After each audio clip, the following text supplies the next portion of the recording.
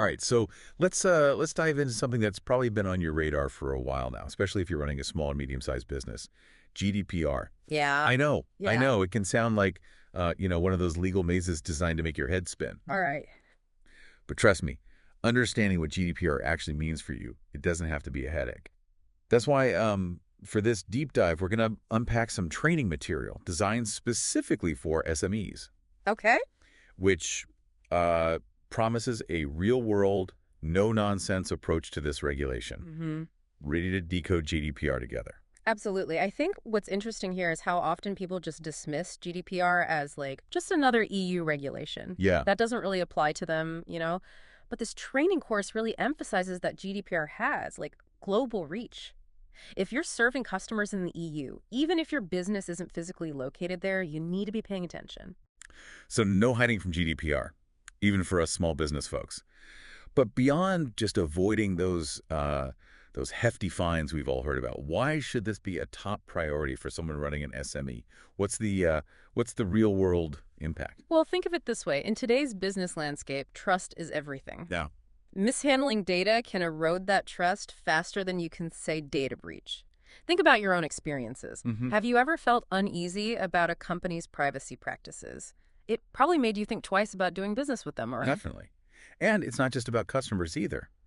The course mentions how increasingly larger companies are requiring their partners and suppliers to be GDPR compliant. Yes. It's almost like it's becoming a prerequisite for collaboration. Exactly. GDPR compliance is becoming a baseline expectation in many industries. Yeah. So it's not just about avoiding legal trouble, it's about positioning yourself as a trustworthy and reliable partner. Okay, so we've established that GDPR is important, but let's break it down. What exactly falls under the umbrella of, personal data, according to GDPR? Well, one of the things I found surprising in the course was just how broadly GDPR defines personal data. Okay. I mean, we all know it includes the obvious stuff, names, addresses, emails, Right. but it goes way beyond that. Think purchase history, IP addresses, even those cookie files websites use to track your activity.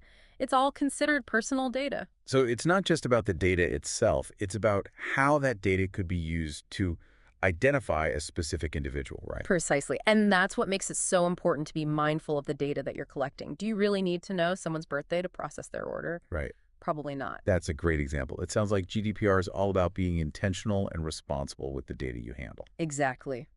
The course boils down GDPR into four main principles: data minimization, transparency, security, and GDPR rights.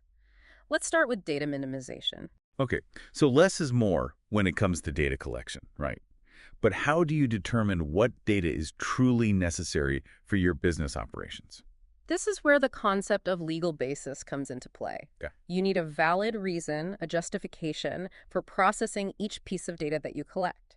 So it's not enough to just say, well, I need this data just in case. You need to have a solid legal basis for collecting and processing it. What are some examples of these legal bases?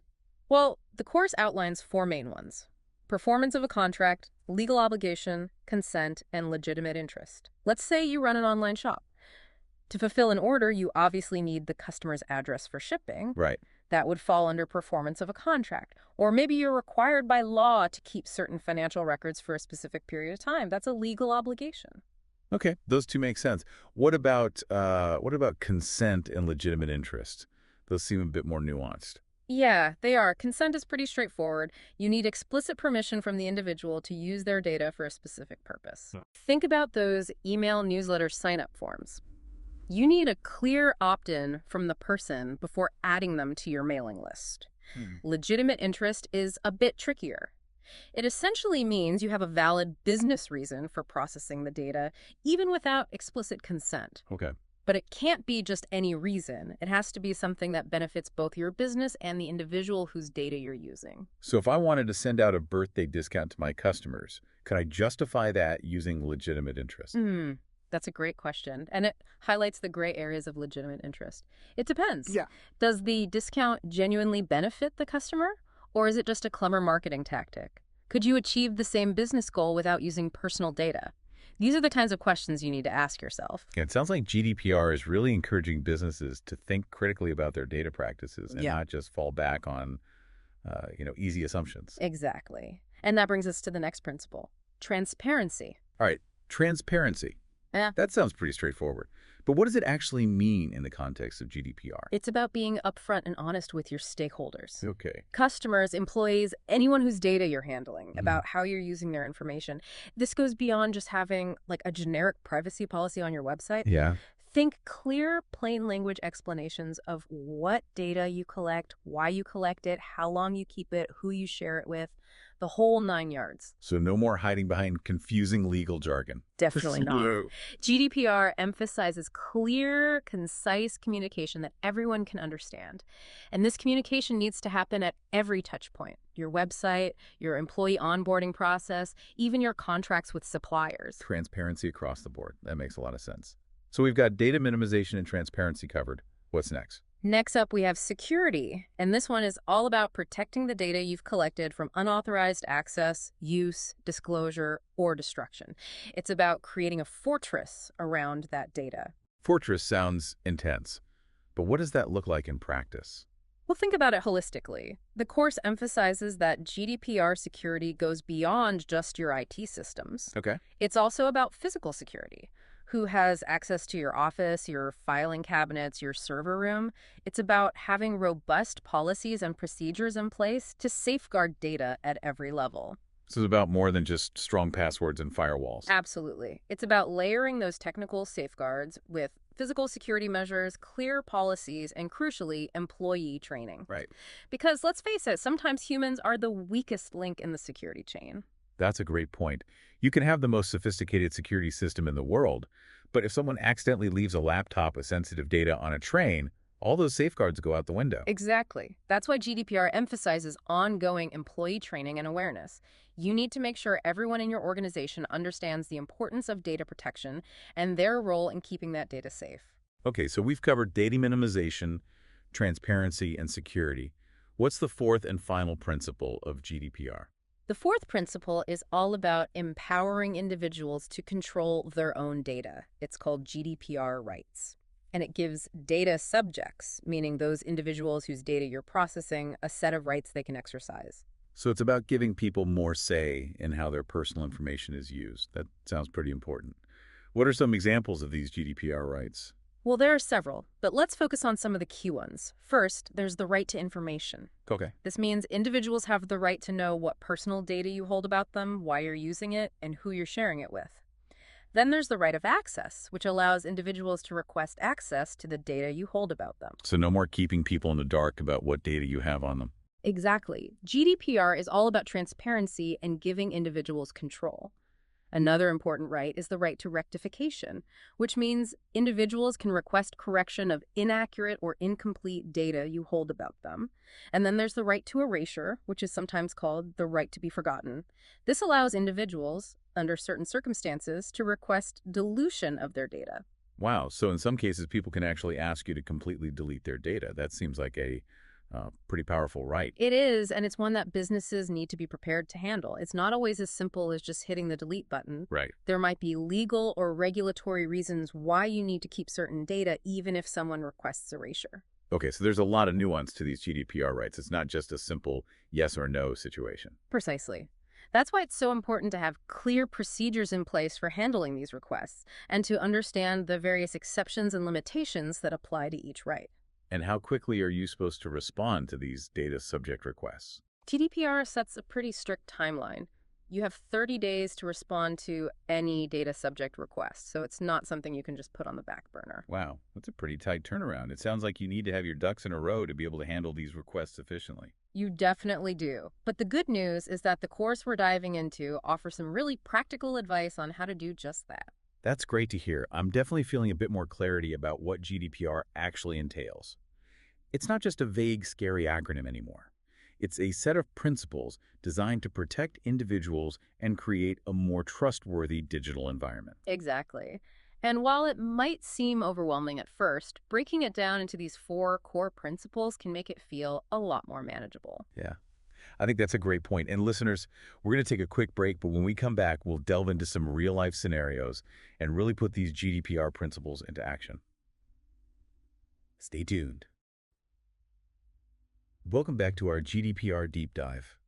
I'm really eager to dig into those practical steps for compliance that were mentioned in the course. But first, I think it'd be helpful to walk through some of those real-life scenarios they presented. Yeah. They really help me connect the dots between GDPR theory and how it actually plays out in a business setting. I agree. Those scenarios are really illuminating. They highlight the common pitfalls and gray areas that even, like, well-intentioned businesses can stumble into. Exactly. Like that one about the physiotherapist who thought they didn't need to worry about GDPR because they didn't have a website. Right. It's easy to assume that if you're not operating online, GDPR doesn't apply. But that's clearly not the case. Right. That scenario perfectly illustrates how GDPR isn't just about online data, it's about protecting all personal data, regardless of how it's collected or stored. That physiotherapist might not have had a website, but they were handling, like, highly sensitive medical records, Right. which definitely falls under GDPR's scope. It's a good reminder that even small businesses, or those who primarily operate offline, still need to be mindful of GDPR. Speaking of being mindful, what about that scenario with the company that had a super secure software system, but was collecting way more data than they actually needed? That one made me realize that security and data minimization go hand in hand. Absolutely. It's a common misconception that having a secure system equals GDPR compliance. Right. But as that scenario highlighted, it's not just about keeping data safe. It's about being purposeful and responsible with the data you collect in the first place. So even if your software has a ton of data fields, you shouldn't be collecting information just because. You need a valid justification for each piece of data you're handling. Exactly. Data minimization is about being a good data steward, not a data hoarder. Okay. I'm starting to see how those four GDPR principles really intertwine. You can't have proper security without data minimization, and you can't have meaningful transparency without understanding the data you're collecting and why. Precisely. And speaking of transparency, that brings us to that scenario about the company that thought a generic privacy policy and cookie pop-up were enough to satisfy GDPR. Oh yeah, that one made me cringe a little. I think a lot of businesses fall into the trap of thinking a one-size-fits-all approach to GDPR will suffice. It's a common mistake, but a costly one. A generic privacy policy that doesn't reflect your specific business practices can actually create more harm than good. Right. It can create a false sense of security and might even put you at greater risk if you're not actually following what's stated in the policy. So it's not just about having a privacy policy. It's about having a privacy policy that's tailored to your specific business operations and written in clear, concise language that your audience can actually understand. Exactly. Transparency is about being upfront and honest with your stakeholders, not hiding behind vague language or legal jargon. Okay, I'm getting the picture. Yeah. Now let's talk about those four practical steps for achieving GDPR compliance that the course outlines. Reflect, document, communicate, and stay in the green. I love how action-oriented those steps are. They really break down this seemingly complex regulation into, like, bite-sized, manageable steps. Right. It all starts with reflect. This step encourages you to, like, take a step back, maybe even bring a cup of coffee. Yeah. And really think about your data practices. What personal data are you collecting? Why are you collecting it? Do you really need all of it? It's about getting that bird's eye view of your data landscape, right? Yes. Understanding the what and the why before diving into the how of compliance. Exactly. Once you've done that initial reflection, you can move on to step 2, document. This is where you create what's called a GDPR register, which is essentially an inventory of all your data processing activities. Right, that comprehensive record of what data you're collecting, why you're collecting it, how you're processing it, and how long you're keeping it. Exactly. And it's not just a compliance document, it's actually a really valuable tool for understanding and managing your data flow. It helps you see the big picture, identify potential risks, and make informed decisions about data protection. It's like creating a roadmap for your data journey. So we've reflected, we've documented. What's next? Next comes communicate. Remember all that talk about transparency. This is where you put it into action. Use your GDPR register as the basis for creating clear, specific privacy policies for your customer and your employees. So the register isn't just a document for internal use. It's the source material for those all-important privacy policies. Exactly. It ensures that your privacy policies are accurate, comprehensive, and tailored to your specific data practices. And don't forget, your communication should be ongoing. Use this opportunity to educate your staff about GDPR and make it part of your company culture. Got it. Transparency, transparency, transparency. All right, what's the final step in this GDPR journey? The final step is to stay in the green. This is all about making GDPR compliance a continuous process, not a one-time project. I love that analogy. It's about staying proactive, constantly reviewing your practices, and adapting to changes in the regulatory landscape. You got it. This involves things like continuously enabling data subject rights, regularly reviewing your security measures, implementing privacy by design principles when developing new products or services, and using data sharing agreements whenever you share data with third parties. It's a journey, not a destination. You can't Yeah. just check a box and say, okay, we're GDPR compliant. It's about continuous improvement and adaptation. Exactly. And speaking of adaptation, there's a crucial point from the course that I want to highlight. It's that GDPR aims to make businesses more aware and careful in handling personal data and able to demonstrate those qualities. It's about fostering a genuine culture of respect for data privacy. That's a really important point. It's not just about avoiding fines. It's about doing the right thing and building trust with your stakeholders. Okay, so we've talked a lot about the why of GDPR and those 4 practical steps for achieving compliance. But for those listening who are feeling a bit overwhelmed, what's one concrete action they can take today to move their business in the right direction? That's a great question. I'd say the most important thing is to start with that first step. Reflect. Take some time to really think about what personal data you're collecting, why you're collecting it, and whether you truly need all of it. You can even use that cup of coffee analogy. Sit down, take a breath, and reflect on your data practices. It's about taking that first step, even if it feels small. Because once you start reflecting and asking those critical questions, the path forward becomes a lot clearer. Exactly. And remember, there are resources available to help you along the way. The GDPRWise website, which was mentioned in the course, is a great place to start. They offer courses and tools specifically designed for SMEs. That's a great tip. There's no need to go it alone. There are experts and resources out there to guide you through this process. All right, listeners, that brings us to the end of part 2 of our GDPR deep dive. We've explored some real-life scenarios and those 4 practical steps for compliance. But don't go anywhere, because in part 3, we'll wrap up this deep dive with some final thoughts and actionable takeaways to help you confidently navigate the world of GDPR. Welcome back to the final part of our GDPR deep dive. You know, going through this material has really been a bit of an eye-opener for me. Yeah. I thought I had a decent grasp of GDPR, Right. but there were definitely some nuances and practical considerations that I hadn't fully considered. I think that's a common experience for a lot of people. GDPR can feel like this massive complex regulation. Right. But when you break it down and focus on those core principles, Yeah. it becomes much more manageable. Absolutely. And I love how the course framed GDPR not as a burden, but as an opportunity. Right. It's a chance to build trust with your customers, enhance your business practices, Yeah. and create a more ethical and responsible approach to data handling. That's a really crucial mindset shift. Yeah. It's not just about checking boxes and avoiding fines. Mhm. It's about seeing GDPR as a framework for building a better business. Right. And that brings to mind one of the key points from the course, GDPR's emphasis on awareness and care when handling personal data.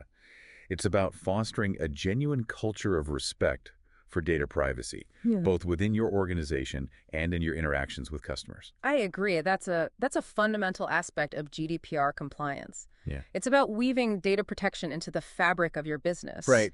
making it part of your DNA. And that includes empowering your employees to be responsible data stewards. Yes. You can have the most sophisticated security systems in place. Right. But if your team isn't trained and engaged, Yeah. you're still vulnerable. Absolutely. Investing in employee training is essential. Yeah. Not only does it help ensure compliance, but it also demonstrates to your team that you value data privacy and take it seriously. So we've talked a lot about the why of GDPR and those practical steps involved in achieving compliance. But for those listening who are feeling a bit overwhelmed, what's one concrete action they can take today to start moving their business in the right direction? If I had to pick just one thing, I'd say start with that first step. Reflect. Yeah. Take some time to think critically about what personal data you're collecting, why you're collecting it, and whether you truly need all of it. It doesn't have to be a massive undertaking. Even just like jotting down a few notes can help you gain clarity. It's about taking that first step, even if it feels small, because once you start reflecting and asking those critical questions, the path forward starts to become much clearer. Precisely. And remember, there are resources available to help you. Right. The GDPRWise website, for example, offers courses and tools specifically tailored for SMEs. Okay. Don't be afraid to reach out to experts and leverage the resources that are out there. Great advice. There's no need to go it alone on this GDPR journey. Now, as we wrap up this deep dive, what's the one key takeaway you hope our listeners walk away with? I hope they leave feeling empowered, not overwhelmed by GDPR. It's not about becoming a legal expert overnight. It's about understanding the principles, taking a structured approach, and continuously striving to be better data stewards. Well said. GDPR is a journey, not a destination. It's about continuous learning, adaptation, and improvement. So as you move forward, embrace that mindset shift. See GDPR not as an obstacle, but as an opportunity to enhance your business practices and strengthen your relationships with those whose data you hold. And remember, stay curious, stay informed, and stay engaged with this ever-evolving world of data privacy. Couldn't have said it better myself. Thanks for joining us on this GDPR deep dive, and until next time, happy data stewarding.